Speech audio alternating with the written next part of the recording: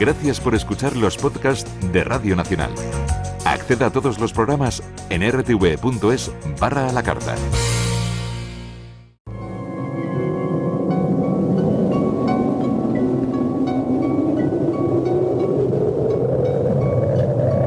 Solo cuando el túnel está en la más absoluta oscuridad es cuando puede volver otra vez la luz.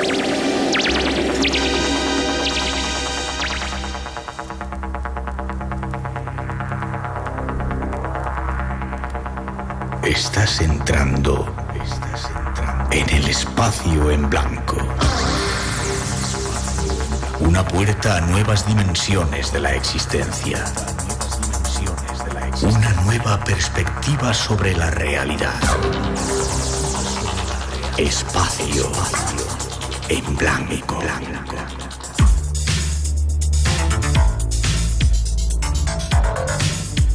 Una producción escrita y dirigida por Miguel Blanco.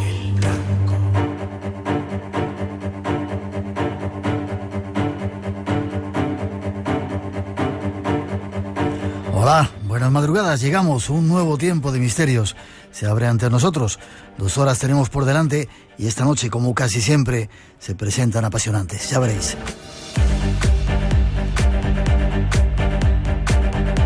Los saludos y la cordial bienvenida al comienzo en nombre de todo el equipo que esta noche se encarga de realizar el programa. Esta noche en la parte técnica, Alberto López García, Rosa Rodríguez en la producción y locución, Natalia Sotillos en la realización y Miguel Blanco que os habla. Un placer para todos nosotros estar aquí dispuestos ya para compartir estas 2 horas apasionantes. Además de Margasca y Elena Trapero, que estarán también en nuestro control. 2 horas que se presentan, como digo, llenas de temas únicos. Por ejemplo, entre otras, la visita al programa de Juan José Benítez. No os lo perdáis.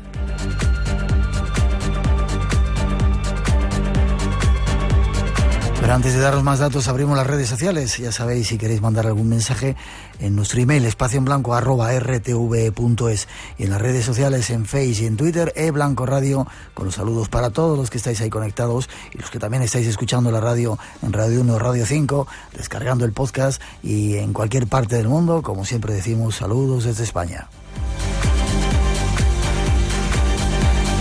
Programa especial, ahí hay un resumen de los temas que nos esperan, ya veréis.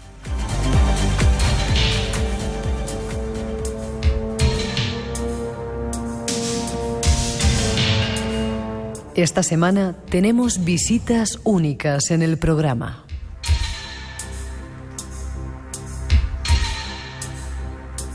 Comenzaremos con un invitado muy especial, Emilio Carrillo, hablando de consciencia.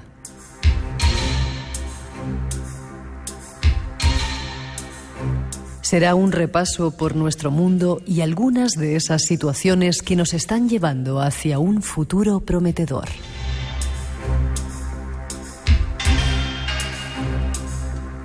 Un futuro que, según nuestro invitado, solo depende de nosotros, de nuestra capacidad de adquirir consciencia.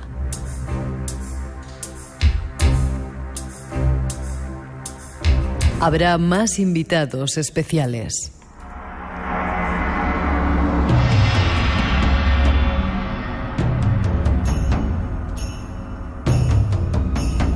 La presencia de una leyenda en el mundo de los misterios. Él fue quien nos introdujo en el apasionante mundo de los ovnis y de esos secretos de los cielos.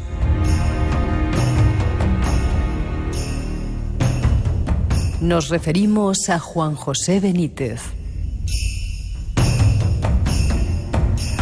No os perdáis todo lo que os viene a contar. Habrá más sorpresas.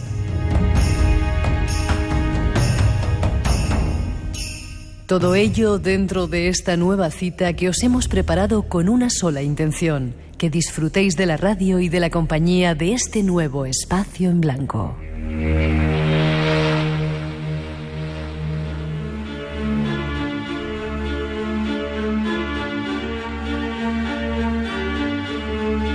Esas son las intenciones, con invitados súper especiales, ya lo veréis.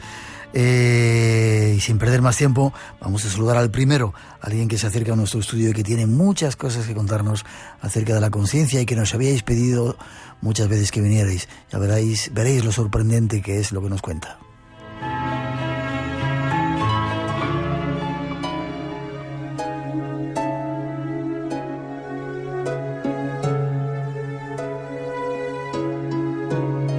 Ahí están las intenciones del programa de esta noche. Y como os habíamos anunciado, tenemos un invitado especial que por fin ha venido a nuestro estudio, Emilio Carrillo. Buenas noches, Emilio. Hola, muy buenas noches, Miguel. Qué placer que estés aquí con nosotros en Radio Nacional. No te imaginas el placer que es para mí. Déjame que te presente. Economista, escritor, experto internacional en desarrollo local por Naciones Unidas. Eso pone en la contraportada de tu libro. Das clases de espiritualidad en la Universidad de Barcelona. ¿Se da espiritualidad clases? Bueno, en el contexto de un máster de desarrollo personal, efectivamente, sí. Sí. Tienes un blog que se llama El cielo en la tierra, que tiene más de 4 millones de visitas. ¿Cómo se consigue eso? Con perseverancia, Miguel, con perseverancia. Currándote como haces siempre, estando en todos los sitios, todos los fines de semana, moviéndote de acá para allá, ¿verdad? Pues sí, la verdad es que me muevo bastante, sí. Ha sido vicealcalde de Sevilla, vicepresidente de la Diputación Hispalense, presidente de la Red de Unión Iberoamericana de Municipalistas. Y siempre te pregunto esto cuando estoy contigo. ¿Un político lo deja todo para dedicarse al mundo espiritual? ¿Por qué? Totalmente, Miguel. Mi experiencia y mi caso ha sido así. ¿Por qué? Pues porque hay algo en tu interior que te dice que tienes que cambiar el paso. Es muy difícil de explicar con palabras, ¿no? Porque es un sentimiento profundo de que llega un momento en tu vida de que dices, no, ya está, ¿no? Ya he dedicado mucho tiempo a esto, que por cierto, para mí el ciclo político, como el ciclo universitario, porque ahora, como tú has comentado, doy clases de espiritualidad, pero durante años, décadas, he dado clases de economía política, ¿no? Y también lo dejé en un momento determinado. Es cuando sientes que tu vida tiene que ir por derroteros distintos y que ha llegado el momento, además, de hacer lo que no hacía Tarzán. Es decir, permíteme el ejemplo. Tarzán iba paseándose por la selva con la mano en una liana, y cuando iba a soltarse, antes de soltarse, cogía la otra liana con la otra mano. Y así se movía por la selva. Y siempre estaba seguro, porque estaba asegurado siempre, Eso ¿no? es. Entonces yo he aprendido que en la vida hay momentos en los que tienes que arriesgarte, soltar la liana que tienes en una mano sin haber cogido la otra, ¿no? Y eso es lo que yo hice en ese momento. Déjame que me pare un segundito en lo de los políticos. ¿Notaste ese mundo extraño que hay ahora, que estamos resintiendo ahora con esas cosas que hacen ciertos políticos? Sí, el poder, la fuerza que da tener un cargo y poder decir tú, debe ser increíble, ¿no? Sí, la actividad política es una actividad cada vez más anquilosada, más cerrada. Como vamos a hablar de conciencia, vamos a hablar también de cómo la conciencia evoluciona. Y las instituciones, la política, la economía, todo lo que conforma el sistema socioeconómico actual, se ha forjado en una conciencia que ya no es la nuestra, o por lo menos ya no es la de mucha gente, ¿no? Y claro, eso hace que también para tanta gente que sigue en tu programa, cuando miran a ese sistema no se reconozcan en él. Y eso cada vez va a ser más evidente, cada vez va a ser más palpable. Y dime una cosa, antes de entrar en tema en profundidad. Yo he visto cuando vas a determinados lugares el éxito que tienes con la gente. ¿Por qué? ¿Qué pasa? Además, no solamente en ese sitio, sino estás constantemente viajando por toda España, por un montón de lugares. Además, es curioso, nunca cobra. Siempre te pagas tú los gastos, ¿no? Siempre, sí. Vamos, salvo en la universidad, que sí me pagan. Bueno, que menos. ¿Por qué? ¿Qué resuena o qué haces tú que resuene en la gente para que vayan pues mira, a tus charlas? A mí, Miguel, me gusta resumirlo en una frase que no es mía, sino que es de un gran teósofo del siglo XX, que fue Krishnamurti. Él, cuando llegaba a los sitios, que también se movió una barbaridad, muchísimo más que yo. ¿Sabes que yo lo conocí en Madrás? Ah, no me digas. Chennai, sí. Bueno, sí, perdón, que no se lo Qué conté. maravilla. Bueno, pues eso merece la pena, que quitemos minutos a mí para hablar de Krishnamurti. No. Bueno, pues él, cuando llegaba a los sitios y hablaba, siempre decía lo mismo. Vengo a compartir, no a convencer. No quiero convencer a nadie, vengo a compartir de corazón. Esa es mi actitud también cuando voy a los sitios. Y yo creo que eso la gente lo capta. Algo se está moviendo entonces en este mundo, a pesar de toda la basura que está saliendo, que escuchamos en los informativos, y toda la violencia y todo el mal rollo que a veces parecen hacernos creer. Por supuesto, hay una evolución en conciencia muy fuerte, Miguel, muy fuerte. Y efectivamente, como uno enfoca nada más que lo que los medios de comunicación al uso nos quieren contar, puede tener una visión incierta de la realidad. Pero modestamente, que me muevo mucho por el mapa español, yo no me muevo a escala internacional porque no me interesa, la verdad, por lo menos por ahora. Y estoy muy centrado en el mapa español, te puedo asegurar que la ebullición es enorme, que de una punta a otra de la geografía española hay grupos, hay gente que están evolucionando en conciencia y lo que es más importante, con una práctica. de colaboración, de cooperación, de solidaridad, que es realmente maravillosa. Dando ejemplo, ¿no? Dando ejemplo con su vida cotidiana. Ese es el invitado que tenemos, dando ejemplo esta noche. Vamos a hablar del cielo en la tierra, ese blog que él tiene, a tratar de demostrar que eso funciona. Las redes sociales abiertas, Blanco Radio, por si queréis buscar por ahí o si queréis preguntar o dar algún tipo de opinión. Nos vamos al tema tras esa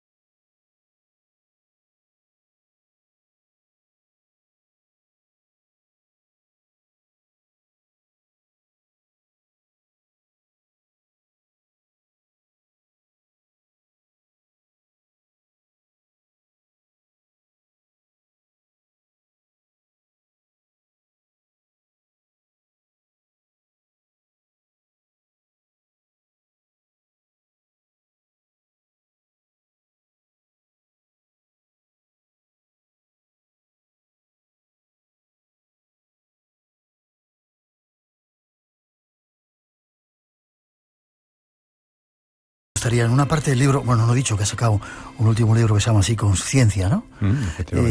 Vamos a analizarlo un poco, si te parece, ¿no? Hablas en alguna parte, y lo has dicho hace un momentito, los amos del mundo. Este mundo está controlado por gente que está ahí un poco escondida, que no son ni los políticos, que no son ni la gente que sale en televisión, sino otros que se ocultan por ahí atrás. Sí, hay una élite. Yo, Miguel, no me gusta caer en teorías conspirativas, porque además la gente se desenfoca cuando se habla de conspiraciones y le dan demasiada atención cuando la atención fundamental tiene que estar en el conocimiento de uno mismo y en nuestro desarrollo personal. Pero eso no quita para reconocer abiertamente, con absoluta objetividad, quizá como preámbulo, te lo comentaba antes, yo durante décadas he estado dando clases de economía política. Conozco muy bien cómo funciona la economía, conozco muy bien cuáles son los resortes de poder. He estado en la actividad política, en primera línea también durante mucho tiempo. Y mi convicción es completa, en el sentido de que hay una élite muy bien organizada, muy bien estructurada, por círculos de poder, y cada círculo, que nos vamos acercando más al núcleo duro, es más anónimo. Y efectivamente hay, por decirlo de alguna forma, un primer círculo que está formado por personas, por entidades, por seres, de los que no sabemos prácticamente nada y que se mueven en el más absoluto anonimato. Y cuando hablas de círculos, ¿el círculo de abajo no sabe quién está más arriba? No, normalmente lo que es la forma de captar, por así decir, desde el núcleo duro a los demás, es a través de escalas de valores, por decirlo de alguna forma, porque hay una escala de falta de valores, precisamente, ¿no? Todo lo que es conflicto, todo lo que es la competencia, todo lo que es el desprecio hacia los humanos, es una de las características, sí, es una de las características fundamentales, ¿no? Cómo se van captando a la gente, es decir, gente que considere que los demás no merecen la pena, que las demás son personas que son un rebaño, que lo único que merecen es ser explotados y que están a mi beneficio y que están para mi servicio, ¿no? Esos son escalas de no valores, por decirlo de alguna forma, que es como la élite va reclutando. Y efectivamente, a lo largo de esos círculos, la gente no tiene conocimiento de que hay unos núcleos duros, pero esos núcleos duros sí están dirigiendo todo y dirigen el sistema económico actual. Sin querer desenfocar el asunto con teorías conspiranoicas, ¿tiene algo que ver con los Illuminati, esas cosas que nos cuentan? Anunnaki, gente que ha venido de por ahí. Claro, todo eso está relacionado, pero a su vez es más simple, es decir, la comprensión profunda de que la economía ha llegado a un momento concreto en su evolución. En el primer capítulo, como economista, realizo una síntesis de lo que es la evolución de la historia económica de este sistema y comprender que hemos llegado a un punto donde la economía se caracteriza por ser puramente especulativa, global y cortoplacista. Estas son las tres características. Cuando una persona ve que su empresa están pasando cosas o que en la administración en la que trabaja están pasando cosas, tenemos que ser conscientes que estamos en un sistema donde la especulación es la fuente del beneficio, la fuente de la ganancia, donde todo funciona ya a escala global, a tiempo real, utilizando las nuevas tecnologías, y después el cortoplacismo. Es un sistema donde se gana lo más posible en el menor tiempo posible. Eso nunca ha pasado, porque el sistema hasta ahora tenía una cierta estrategia, una cierta planificación. A veces dejaba de ganar en el medio plazo con tal de ganar en el largo. Eso ha pasado en la historia. Es un sistema actualmente absolutamente voraz, depredador en el momento presente. Espacio en Blanco. 30 años explorando el mundo de lo desconocido. En Radio Nacional de España, con Miguel Blanco. Esta noche con Emilio Carrillo, acompañándonos aquí en nuestro estudio, en este programa especial, tratando de ir caminando hacia la conciencia. Un grupo de gente que nos trata como si fuéramos animales, que quizás solamente estamos a su servicio y para consumir lo que ellos producen. Efectivamente, y con dos características básicas. Por un lado, la desnaturalización y en segundo lugar, la deshumanización. Son las características del sistema. Desnaturalizarnos, nos han alejado de la naturaleza, nos han alejado de los demás seres vivos, de la tierra, etcétera, etcétera, y después han convertido el entramado socioeconómico en algo absolutamente inhumano. Ya. Y yo creo que lo que sentimos en nuestro corazón es precisamente todo lo contrario, es decir, que esto sea mucho más natural en cuanto que haya ese acercamiento otra vez a la naturaleza y, por supuesto, mucho más humano. Ahora iremos un poquito a eso. Eso significa que hay como una mente ahí que dirige todo y que dice vamos a hacer esto para que estas hormiguitas funcionen de esta manera y nos meten miedo, que es la forma o fórmula para controlar a las masas. Sin duda ninguna, la principal línea de manipulación es el miedo, sin ningún tipo de duda. La gente, cuando se habla tanto de lo mal que están las cosas, consideran a veces, Miguel, que el sistema está en fracaso. Curiosamente, que las cosas estén mal desde el punto de vista ecológico, financiero, económico, humanitario, social, institucional, que las cosas estén mal para el sistema no es síntoma de fracaso, sino de éxito. Porque ellos lo están haciendo bien, ¿no? Claro, ellos lo que pretenden es precisamente que estemos en la inseguridad, en la incertidumbre y en el miedo, porque ese es el caldo de cultivo de su manipulación. Ya, hablabas de economía, que eres un experto en ello. El sistema económico, lo hemos escuchado algunas veces en los informativos, está fracasado, pero sigue estando ahí. Los bancos siguen ganando montones de dinero, además, a veces hasta vergonzoso, ¿no? Te dicen, hemos ganado un 23% menos, pero han sido no sé cuántos miles de millones. Vergonzoso cuando dicen eso, ¿no? Eso se sigue manteniendo. Y sin embargo, muchos expertos como tú decís que está obsoleto, que está caducado, que está muerto. ¿Qué pasa? Sí, hay ¿Cuál es la paradoja? Dos reflexiones al hilo de la tuya. Por un lado, con la famosa crisis bancaria y la crisis económica de estos últimos años, el dinero público que se ha desviado desde las arcas públicas, desde las haciendas públicas, a la banca privada en el conjunto de los 20 grandes países del mundo, es una cantidad equivalente a lo que, según Naciones Unidas, en concreto la FAO, se necesitaría para proporcionar salud, educación y alimentación a todos los que lo necesiten en el planeta durante 255 años. 255 años. Yo creo que esa cifra habla bien de las cosas que ocurren, ¿no? Y después, por otra parte, la otra reflexión a tener en cuenta es que el sistema, hay por ahí un cuento que se llama El Rey Desnudo, que era un rey que no llevaba ropa y que había un sastre que le había vendido la película de que llevaba el traje más bonito, pero que solamente lo podían ver los inteligentes, ¿no? Realmente iba desnudo, ¿no? Y el final del cuento es que un niño dice, el rey va desnudo, y a partir de ahí todo el mundo dijo, es verdad, el rey va desnudo. El sistema está desnudo, totalmente desnudo, y los economistas, que yo soy un humildísimo economista, los economistas que analizamos con un poquito de conciencia y de reflexión el sistema, somos conscientes de que está desnudo. Somos conscientes, por ejemplo, que el dinero no existe, es decir, el dinero es algo absolutamente virtual. Detrás de un billete, aunque sea de 500 euros, no hay nada que lo respalde, no hay ningún patrón, no hay ninguna reserva de ningún metal, ¿no? Y el dinero fundamental son anotaciones contables informáticas de los bancos, ¿no? Entonces el sistema está desnudo.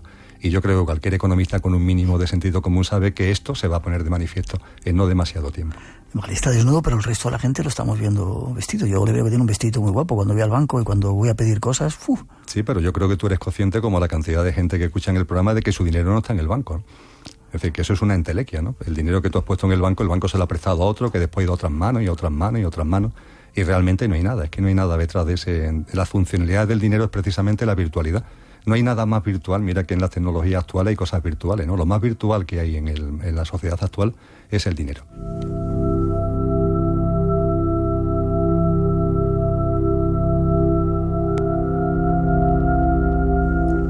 Ya me están llegando algunas preguntas, la diferencia que hay entre conciencia y consciencia, pero te lo preguntaré en una segunda parte. Este mundo, este sistema está caduco. ¿Y por qué la gente no sale a la calle? ¿Por qué cuando gana un equipo de fútbol, te he dicho muchas veces este comentario, salen miles de personas y se arma la de Dios? Y sin embargo, jóvenes que no tienen futuro, no solamente en este país, en casi todo el mundo occidental, que no tienen trabajo, que tienen trabajos mediocres, no hacen nada. ¿Qué está pasando? Simplemente, Miguel, la respuesta va por otra parte. Es decir, decía Cristo Jesús, por ejemplo, que el vino nuevo necesita odres nuevos. Es mi convencimiento. Yo estoy convencido de que está surgiendo algo nuevo, está ahí ya, pero eso nuevo no va a ir por odres viejos. Esto no va a ir por partidos políticos, esto no va a ir por movimientos sociales a la antigua usanza, esto va por otra parte. Y fundamentalmente es una revolución interior. Es una forma distinta de vivir es una forma distinta de concebir la vida y de llevarla a cabo. Y no tiene que ver con movilizaciones de masa, tiene que ver con la movilización de cada uno. Y efectivamente esa movilización de cada uno después lleva el compartir con los demás, ¿no? Pero la clave, como todas las corrientes espirituales serias nos han dicho a lo largo de la historia de la humanidad, está en ti. Ese conócete a ti mismo es la clave, y no solamente conocerte, sino ponerlo a flote, plasmarlo en la realidad, ¿no? Y yo creo que hay muchísimos jóvenes, en la universidad me lo estoy encontrando, ¿no? Muchísimos jóvenes que esto ya se están dando cuenta, que esto no es un tema de formar un partido nuevo, de militar en una nueva no sé qué, no sé cuánto. Esto tiene que ver con uno mismo, y es algo muy serio, que lleva a meterte dentro, a introspeccionar en ti, a estudiar también, a entrar en contacto con todos esos grandes pensadores que nos han aportado tanto a lo largo de la historia de la humanidad, y a partir de ahí que tu paso, el tuyo, sea distinto, y a partir de ahí te harás encontrando con gente que también tiene un paso distinto, y así iremos formando entre todo algo que no se puede todavía definir, pero que desde luego no va a tener nada que ver con lo que tú o yo ahora mismo podemos vislumbrar o podemos definir basándonos en lo antiguo. Es que va a ser algo radicalmente nuevo. Este es nuestro invitado. Vamos a seguir dando pasos esta noche tratando de adivinar o de conseguir más datos acerca de esa consciencia.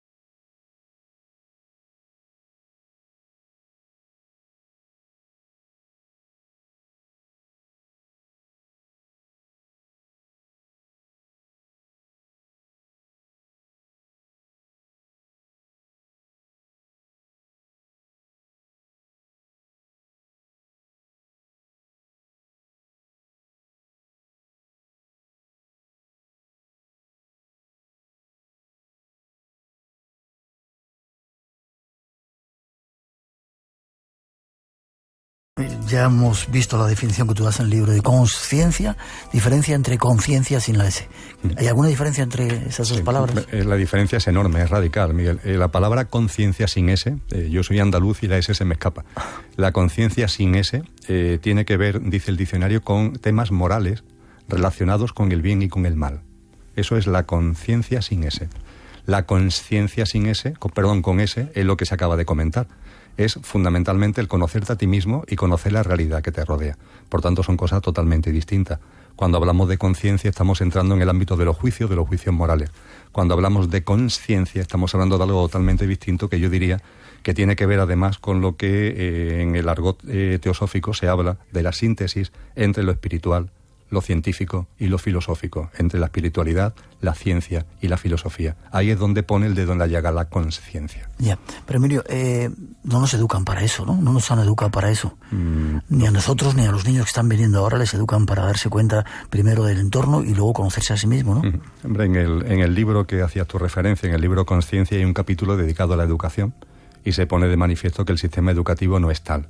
La educación viene también del latín, de educare, y su definición correcta es colaborar con el otro para extraer lo mejor de sí mismo. Fíjate qué belleza, ¿no? Colaborar con el niño, con la niña, con el adolescente, con el joven, para que pueda sacar lo mejor de sí, ¿no? Eso es la educación. Realmente el sistema que tenemos, aunque tenemos docentes magníficos que hacen todo lo posible para que esto sea así, pero la realidad es que el sistema lo que persigue es no la educación, sino el formateo. No la formación ya, sino el formateo. Es decir, formatear a la gente, ¿no? Con unos programas informáticos, con unos sistemas de creencias que son los que el sistema necesita que la gente tenga en su cabeza para que después se puedan introducir en la sociedad, en el mercado laboral, etcétera, con las premisas, con los paradigmas que al sistema interesa. Y efectivamente de la consciencia se habla muy poco en el sistema educativo. Y las asignaturas que tienen que ver con la configuración de la consciencia, pongamos por caso la filosofía, pues han desaparecido del sistema. Incluso la forma de impartir que hay de la propia ciencia habría mucho que discutir, porque es una forma muy obsoleta donde los planes de estudio no están introduciendo las cuestiones de vanguardia que hoy día la ciencia está poniendo de manifiesto y que mira por dónde están reafirmando los postulados espirituales más antiguos que vienen desde la noche de los tiempos de la humanidad. Pero nada de esto se habla en las escuelas, en los colegios y en los institutos. Yeah. Esa educación, o esos colegios, escuelas, tratan de educarnos nuestra mente o de... No sé. Formatear vale. La mente. ¿Qué tiene que ver eso con, o cómo podemos reformatear eso para conseguir conciencia a través de la mente, que es la que capta en parte la realidad que vivimos? Pues como decían los sabios griegos, conociéndose uno mismo.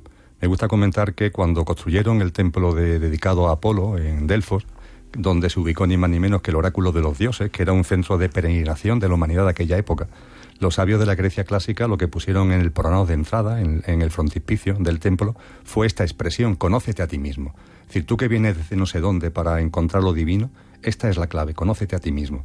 Y tenemos una gran ventaja, Miguel, es que en el conocimiento de nosotros mismos, sé que esto a lo mejor a ti o a algún oyente le puede parecer un poquito raro, pero en el conocimiento de uno mismo, desde la noche de los tiempos, ha habido un conocimiento sobre la constitución real del ser humano. Sobre nuestros componentes, sobre nuestros principios, de qué estamos realmente constituidos. Y esos principios, esos componentes se han mantenido siempre en secreto. Han ido transmitiéndose en grupos minoritarios de boca a oído. Lo que, dicho de una forma clara, es la constitución septenaria del ser humano, nuestros 7 grandes componentes, que tenemos un cuerpo físico denso, pero que también tenemos un cuerpo físico etérico, que tenemos un componente emocional y que tenemos un componente mental, pero que ese componente mental a su vez tiene un componente superior, un mana superior, que forma parte de lo que denominamos alma, del cuerpo causal, que sería nuestro 5º componente, y por fin un alma universal y un espíritu. Tenemos, por tanto, lo vuelvo a decir, un cuerpo físico denso, un cuerpo etérico, un ámbito emocional, un ámbito mental de mente concreta, la que utilizamos para todos los días, un ámbito de alma humana donde está la mente superior y donde está nuestro cuerpo causal, el alma búdica universal y el atma. Esto se ha sabido desde siempre y por distintas razones no se ha divulgado. Pero eso sí, la humanidad actual tiene ante sí una gran ventaja, y es que a finales del siglo XIX esto se acordó divulgarlo. Es decir, ¿Quién acordó? Pues mira, yo estoy convencido que a lo largo de la historia de la humanidad ha habido hombres y mujeres que han alcanzado su desarrollo espiritual. Gente que han ido como por delante, ¿no?, de los demás. Y estas personas han alcanzado su desarrollo espiritual hasta un punto en el que incluso no tienen que volver a encarnar como humanos. Pero sin embargo no nos han abandonado, siguen con nosotros, nos acompañan, ¿no? En el lenguaje que utiliza la teosofía, en el lenguaje oriental, se le llama los Mahatmas. Pues bien, hubo ahí un consenso de que había llegado el momento de que esta constitución septenaria del ser humano se divulgara. Y entre 1878 y 1898, fundamentalmente, y cito 2 mujeres, porque es maravilloso esto de citar mujeres que nunca aparecen por ningún sitio. Elena Blavatsky, en primer lugar, y Annie Besant, en el año 1898, en sus obras formularon públicamente por primera vez algo que venía de muy atrás y que es esta constitución septenaria. A lo largo del siglo XX ya han sido muchos los autores que lo han recogido, ¿no? Y desde luego cuando yo hablo de conocerse uno mismo, pongo el énfasis ahí. Conócete en todo lo que te constituye, en aquella parte de componentes que son efímeros, que son nuestros componentes físicos, mentales y emocionales desde el punto de vista de la personalidad, etcétera, y conócete en la parte imperecedera, en la parte que no muere, conócete. Y desde luego también, Miguel, siendo consciente de que cuando hablamos de espiritualidad, a mí también me ha pasado, el primero, muchas veces la mente quiere construir la casa desde el tejado, y la casa hay que construirla desde los cimientos. Entonces es muy importante que ordenemos nuestro ámbito físico, emocional, mental, muy importante, y que a partir de ese equilibrio, a partir de esa armonización, nos planteemos precisamente cosas que fundamentalmente pasan por lo que hace en tu programa, que es desarrollar la mente abstracta, es decir, esa parte de nuestra mente que se plantea las cuestiones trascendentes, que va del universal a lo particular, que se hace las grandes preguntas de dónde venimos, a dónde vamos, quiénes somos, qué es la vida, qué es la divinidad, qué es la muerte. Esas cosas que son las que desarrollan ese componente que todos los seres humanos tenemos, pero aún está de manera incipiente, y que es realmente lo que va a permitir conectar lo que en el argot espiritual actual se llama el yo superior con el yo físico, mental y emocional que requerimos para vivir nuestra vida cotidiana. Pero para eso es necesario armonizar y equilibrar los componentes del día a día, cosa que la gente cree que no, que esto de la espiritualidad empieza por el tejado y puede que el espíritu de golpe va a llegar, cuando eso es simplemente una quimera. Y desde luego la mente abstracta es fundamental. Y tu programa ayuda muchísimo a eso, Miguel, a desarrollar la mente abstracta. Armonizar, dices, significa arreglar las cosas diarias, ¿no? Llevarte bien con tu gente, un trabajo, o tener medios de vida, o... Por ejemplo, en el cuerpo físico, voy a ponerte un ejemplo. Por la alimentación. En la alimentación, es decir, por ejemplo, el vegetarianismo es fundamental. Claro, una persona que quiera tener un desarrollo espiritual no puede comer carne, lo digo con esa claridad. ¿Por qué? Porque estás dañando a otros seres vivos. Y mientras que tú en tu práctica cotidiana estés dañando a otros seres vivos, a cuenta de que vas a decir que te estás desarrollando espiritualmente, si no tienes un mínimo de compasión universal hacia aquellas formas de vida que están aquí conviviendo contigo en el planeta, ¿qué me vas a contar? Si tú te estás alimentando a través...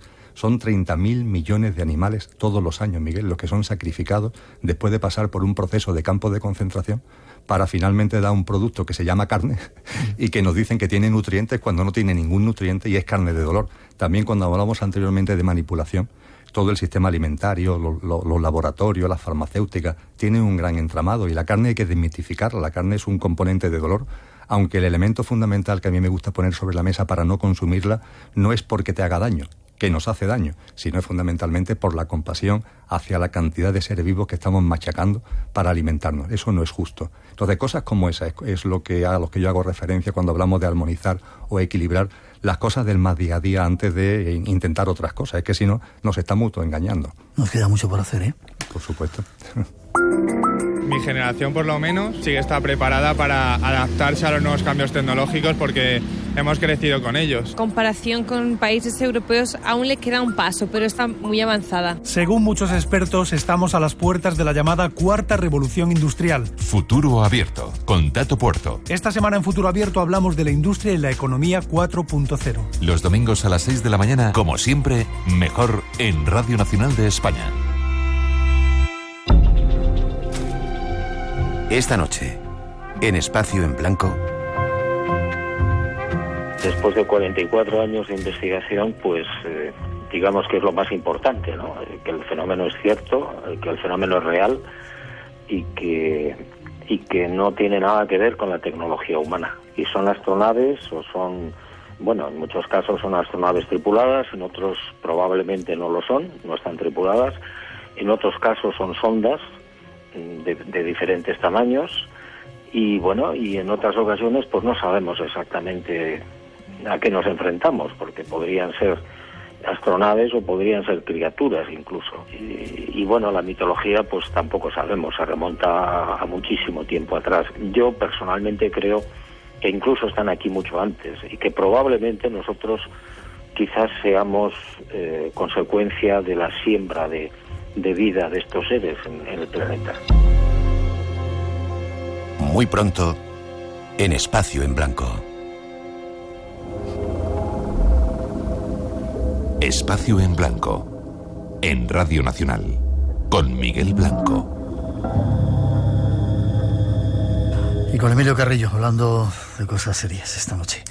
Siempre hablamos de cosas serias, pero hay cosas que preocupan un montón. Conócete a ti mismo, me dices, ¿cómo se conoce uno a uno mismo? Yo me miro al espejo y la mayoría de las veces digo, ¿y ese señor que hay quién es? Llevamos una máscara que nos han puesto desde hace tanto tiempo. De hecho, persona significa, yo creo eso, ¿no? Máscara. Que ¿dónde está? Bueno, tú Emilio te conocerás. ¿Dónde está Miguel? Miguel, ¿no? ¿Dónde está escondido? Tú sabes, Miguel, que a mí me gusta utilizar, antes he hablado de la Constitución sextenaria, yo soy consciente que en un programa como este no tenemos tiempo de entrar en detalle en ello. A mí me gusta hablar de un símil mucho más sencillo, mucho más rápido, aunque el fondo es el que acabo de comentar sobre la Constitución sextenaria, que es el símil del coche y el conductor. Nosotros somos conductores y utilizamos un coche que es nuestro vehículo físico, mental y emocional para vivir la vida humana, para experienciar la vivencia humana, pero somos conductor. Que cada uno lo llame como quiere, alma, espíritu, un componente de todo, pero eso es lo que realmente somos. Entonces el conocimiento de uno mismo significa darte cuenta de que eres conductor, de que no eres el coche, y a partir de ahí que el coche esté bajo tu mando. ¿Qué es lo que sucede? Que la gente se ha olvidado de lo que es. La gente se identifica con su yo físico, mental y emocional. Se identifica con los pensamientos de la mente concreta. Se identifica con sus emociones, con los vaivenes emocionales. Se identifica con los problemas de su cuerpo físico. Y para colmo creen que incluso van a morir, lo cual ya es el colmo de los disparates, no creer que la muerte existe. Creen que van a morir. Y a partir de ahí, claro, ya el colmo de los disparates. La muerte es un imposible, ¿no? En lo manifestado, en el cosmos. La muerte es un imposible. Entonces, cuando tú te identificas tanto con ese personaje, con esa máscara que tú comentabas, que olvidas lo que eres, el conocimiento de uno mismo se convierte en imposible, ¿no? Y conocerse a uno mismo significa darte cuenta de que tú eres mucho más y que, como leía recientemente a un gran científico contemporáneo, una cosa es la apariencia y otra cosa es la esencia. De eso se está dando cuenta la ciencia. Fíjate qué cosa más simple. Una cosa es la apariencia y otra cosa es la ciencia. Bueno, pues la esencia. Pues bien, eso es precisamente conocerte uno mismo, conocer la esencia que hay en ti, no la apariencia que aparentemente eres. ¿Y eso cómo se hace?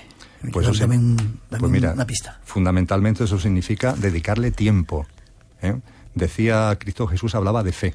La palabra fe es una palabra que viene del griego pistis, y pistis es la palabra que utilizó realmente Cristo Jesús, que significa compromiso, confianza y perseverancia. ¿Confianza en qué? Confía en la vida. La gente no confía en la vida. La gente cree que la vida le gasta malas pasadas, que la vida te machaca, y eso no es verdad. La vida siempre es amorosa, la vida siempre te está dando señales para que te conozcas a ti mismo y para que te desarrolles. Comprométete. ¿Con quién? Contigo. El compromiso es un compromiso contigo. Es unas ganas de desarrollarte. Hay por ahí un autor maravilloso que me encanta, que se llama Taimni, que habla de las ganas, el hambre de desarrollarte, de sacar a flote tu desarrollo espiritual y todo lo que eres. Eso es el compromiso. Y la perseverancia. Estamos en una sociedad donde hablaba Zygmunt Bauman, este gran sociólogo polaco que murió recientemente, Premio Príncipe de Asturias, de que estamos en una sociedad líquida. Es decir, la gente considera que las cosas van a llegar como por arte de magia. Y esto hace falta perseverancia, hace falta estudio, hace falta dedicación. Y es necesario que en el ámbito espiritual, yo esto lo comparto mucho con la gente con la que me encuentro en los distintos puntos de España. Esto no puede ser que tú vayas a una charla una vez al mes o a un taller cada 15 días. Esto no va de esto, así no vas a conseguir nada. Eso es la sociedad líquida de la que habla Bauman. Tú tienes que centrarte en ti y esto tiene que formar parte de tu vida desde que te levantas hasta que te acuestas. Tampoco se trata de que te obsesiones, pero tiene que tener una presencia.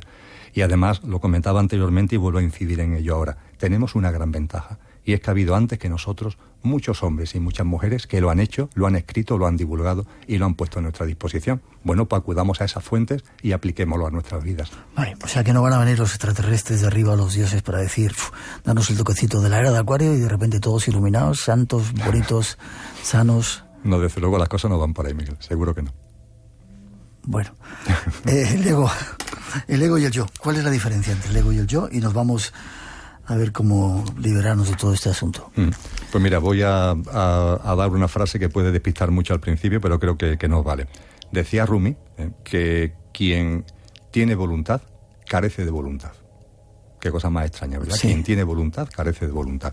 Es verdad que él cuando lo escribía, si lo traducimos al castellano, la primera voluntad sería en V minúscula, la segunda en V mayúscula. Quien tiene voluntad con V minúscula carece de voluntad con V mayúscula, que es la verdadera voluntad. La voluntad con V minúscula es el lío en el que estamos metidos, de nuestros deseos emocionales, de nuestras turbulencias sentimentales, de todo el mundo de sensaciones, de los pensamientos, esto de la mente concreta, esta mente concreta que no logramos ni un momento acallar, que está ahí hablando permanentemente como si fuera una radio que tenemos en la cabeza, ya que estamos aquí en una radio, como una radio que tenemos en la cabeza que hemos perdido la noción de dónde está el botón de apagado, está permanentemente hablando, y que nos hace que vivamos el día a día creyendo que lo estamos viviendo nosotros, pero realmente no lo vivimos. Y desde luego esa voluntad con minúscula, que es la que nos ata y es la que tenemos que quitarnos de en medio, se caracteriza porque no tiene capacidad de vivir el momento presente. No tiene capacidad de vivir el aquí y ahora. Está siempre dándole vuelta al pasado y al futuro y al pasado.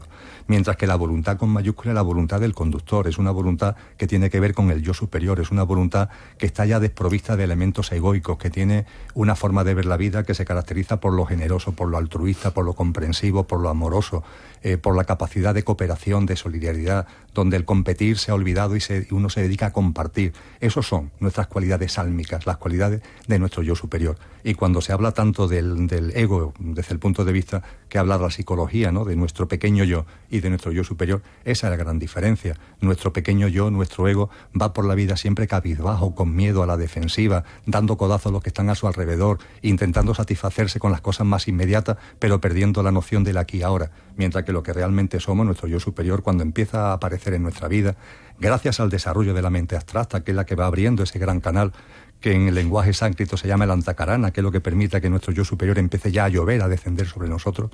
Eso lo que va posibilitando es que en nuestra vida vayan apareciendo, no como teoría, sino realmente en la práctica diaria, una serie de comportamientos y de conductas de las que han hablado todas las corrientes espirituales de todos los tiempos y que se basan fundamentalmente en el amor, vamos a llamar las cosas por su nombre, en una nueva relación, no solamente con los demás, sino con la madre tierra, con los demás seres vivos, con la naturaleza, y que es una frecuencia vibracional distinta. Un científico diría que es una frecuencia vibracional sutil, frente a la frecuencia vibracional densa que es propia del ego. Aquí y ahora sería una de las claves. Vivir el aquí y el aquí y ahora, el momento presente, la atención. La gente habla mucho de meditar, Miguel. ¿Cuántas personas habrán pasado por este programa hablando de meditación, verdad? A mí me gusta decir, por supuesto que sí, la meditación es sensacional, ¿no? Y yo a nadie le voy a quitar la idea, pero las cosas hay que empezarlas por los cimientos, ¿no?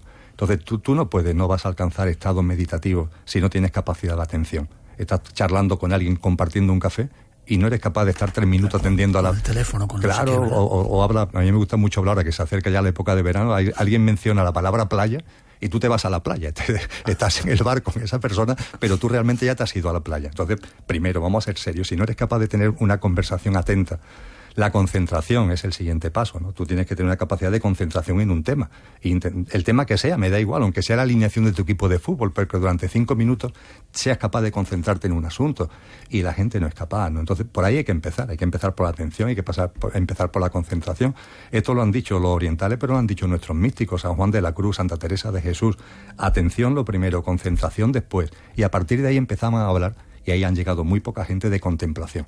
Y quien quiera saber lo que es la contemplación, que lea San Juan de la Cruz, por ejemplo. Este es nuestro invitado. Hay una tercera parte para buscar caminos y sobre todo buscar respuestas. Vamos a escucharla.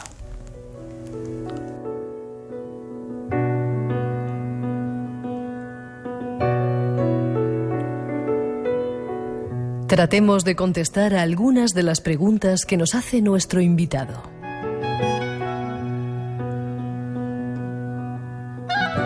¿Te parece normal que no puedas controlar tu mente? ¿Crees que la vida es esfuerzo y sacrificio y que la felicidad es un privilegio que solo está al alcance de unos pocos? ¿Crees que el mundo está como está porque la humanidad es así y que no está en nuestras manos arreglarlo? Bueno, ¿y si supieras que vivimos más condicionados de lo que piensas? ¿Y si supieras que podemos romper con los grilletes de dicho condicionamiento? ¿Y si supieras que puedes vivir como un ser libre, soberano y feliz, y que puedes inspirar a muchos otros a liberarse con tu ejemplo?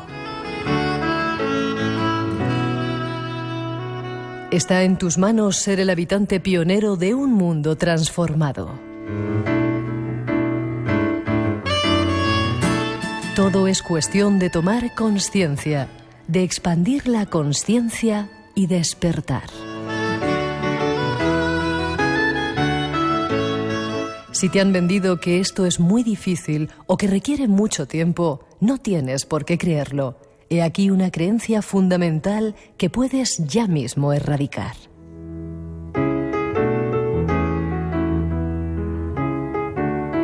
Descubramos cómo empezar a ser libres de condicionamientos y a vivir el cielo en la tierra. Ya lo has avanzado un poquito antes en la anterior parte, pero como conclusión no hay extraterrestres ni dioses que van a venir a iluminarnos a todos de repente. Tenemos que hacerlo nosotros mismos, con compromiso, con todo eso que has estado contando. Las pistas ya están escritas y no creernos que todo está tan mal como nos cuentan, ¿no? Uh-huh. Y también pregunta mucho a la gente, Miguel, dice, vale, Emilio, estás hablando, pero ¿qué hago? ¿Qué hago? La pregunta del ¿qué hago?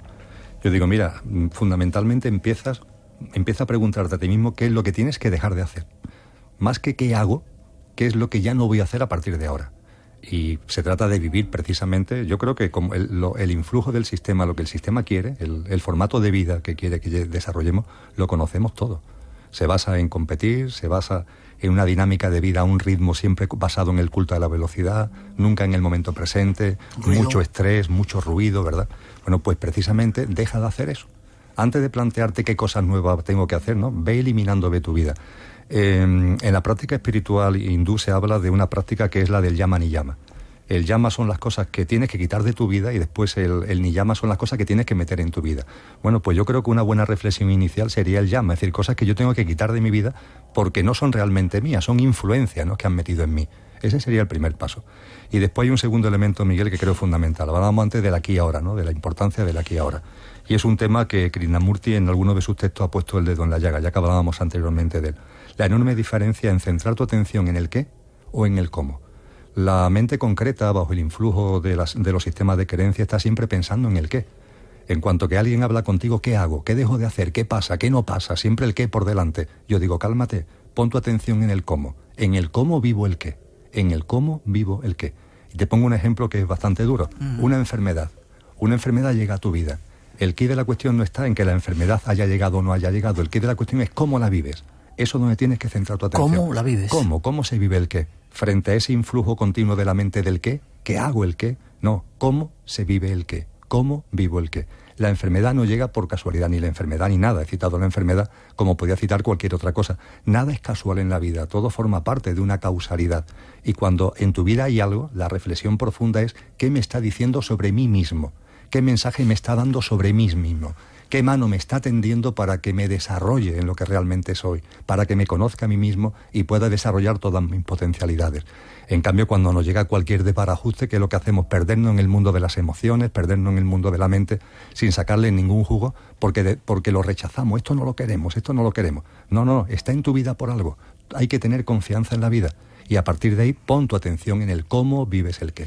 Vale, supongamos ese ejemplo que has puesto de la enfermedad, te das cuenta de la enfermedad, entiendes por qué ha venido, ¿la enfermedad desaparece? En muchos casos desaparece, Miguel, efectivamente. Hay una especie de autosanación que también está muy bien descrita desde hace mucho tiempo en muchos textos. No es algo solamente de ahora, es verdad que ahora se habla mucho de eso, pero está muy descrita hace mucho tiempo, ¿eh? Esa especie de autosanación, por decirlo de alguna forma, porque la enfermedad llega a la vida para darte un mensaje. Si ese mensaje lo entiendes, es posible que esa enfermedad desaparezca. Ya. ¿Alguna otra clave? Casi estamos a punto de terminar.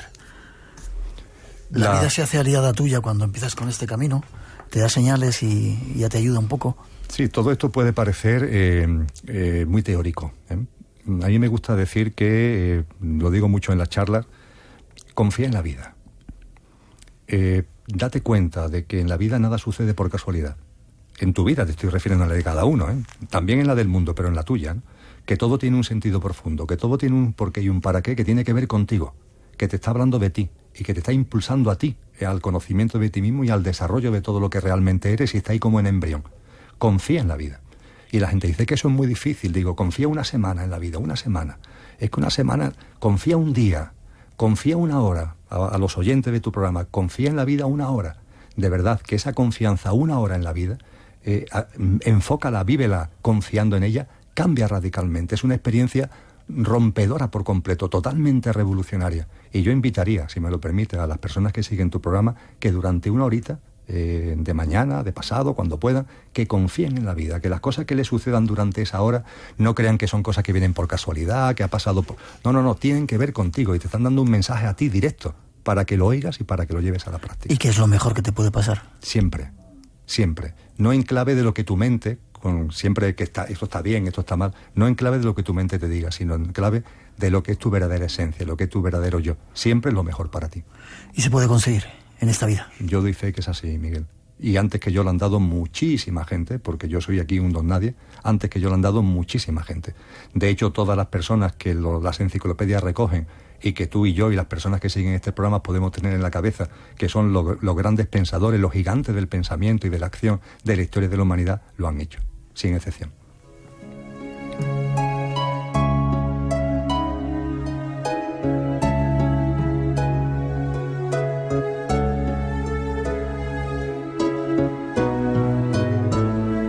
Qué bonito, como siempre un placer estar contigo, Emilio. No solamente por lo que cuentas, por cómo lo cuentas y cómo eres capaz de abrir esos canales para descubrir que el cielo está aquí en la tierra. Forma de contacto, aparte de, bueno, insistir en que si quieren más, ese libro que se llama Consciencia, con ese, está ya por ahí en todos los sitios. Forma de contacto contigo. El blog, en cualquier buscador se pone el cielo en la tierra y ya está, es así de sencillo. Gracias, ha sido un placer que hayas estado aquí en directo en el Espacio en Blanco, verte cara a cara. A veces hemos estado haciendo cosas en otras partes de España o por teléfono. Ha sido un placer. Yo te lo agradezco un montón, Miguel, y aprovecho además que esté aquí para, ya te lo he dicho en otros canales, pero ahora lo hago aquí en la radio. Enhorabuena, por esos 30 años. Espectacular, enhorabuena. Y enhorabuena a ti. Gracias a personajes como tú, a personas como tú, a seres como tú que han venido, seguimos estando ahí. Muchísimas gracias. Gracias a ti. Te veo prontito. Gracias. Espacio en Blanco. Tu cita con lo desconocido. En Radio Nacional, con Miguel Blanco. Te explicaré por qué estás aquí. Estás porque sabes algo, aunque lo que sabes no lo puedes explicar, pero lo percibes. Ha sido así durante toda tu vida. Algo no funciona en el mundo, no sabes lo que es, pero ahí está como una astilla clavada en tu mente y te está enloqueciendo. Esa sensación te ha traído hasta mí.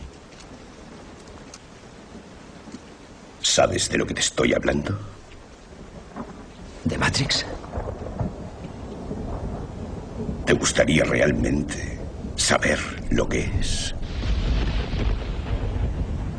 Matrix nos rodea. Está por todas partes. Incluso ahora en esta misma habitación. Puedes verla si miras por la ventana o al encender la televisión. Puedes sentirla cuando vas a trabajar, cuando vas a la iglesia, cuando pagas tus impuestos. Es el mundo que ha sido puesto ante tus ojos para ocultarte la verdad. ¿Qué verdad? Que eres un esclavo, Neo. Igual que los demás, naciste en cautiverio. Naciste en una prisión que no puedes ni saborear, ni oler, ni tocar. Una prisión para tu mente.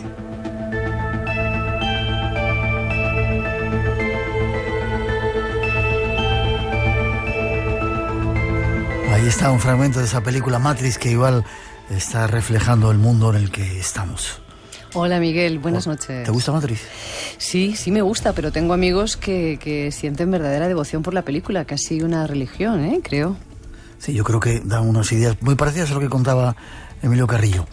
¿Y nos tienes que contar algo antes de despedir esta primera hora? Es que casi no habíamos hablado de ello, pero recordarlo. Sí, es que yo ya estoy contando las horas que nos faltan para viajar a Murcia, porque nos quedan muy poquitos días para ir a hacer el programa con el público en el Teatro Circo de allí de Murcia el 20 de mayo, el sábado que viene, a las 10 de la noche. Entonces, muy importante que todos los que queráis asistir, todavía estéis a tiempo de, acudir al teatro.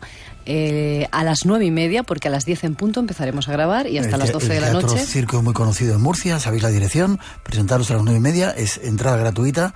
La entrada es gratuita hasta completar aforo. Por supuesto, tienen preferencia los asistentes al Congreso o más allá, pero ahí tenemos localidades para todos aquellos que queráis venir a ver el programa y yo creo que es una oportunidad que hay que aprovechar. ¿Invitados? Adelantamos, Sol Blanco Soler. Estará también Jesús Callejo. Sí, así es. Y también Juan Ignacio Cuesta. También tendremos a Juan Ignacio Cuesta y hablaremos de lugares de Murcia que seguro que hasta para los mismos murcianos son muy desconocidos. Gracias, ahí está el recuerdo. Y os esperamos en 7 días, Espacio en Blanco especial. Y ahora hemos de hacer una ligera pausa, 5 minutitos casi para las noticias, los servicios informativos de las 3, las 2 en las Islas Canarias. Y después la segunda hora, una segunda hora llena de invitados especiales. Juan José Benítez, que regresa al Espacio en Blanco. Ya veréis lo que nos va a contar. Jonathan Gil, que nos va a llevar por algunos lugares misteriosos. E Iván Castro, nuestro comandante, que nos llevará a los cielos a descubrir algunos misterios. Así que no te lo pierdas. Tenemos aún mucho que contaros en este Espacio en Blanco de hoy. Volvemos tras la información. Enseguida regresamos.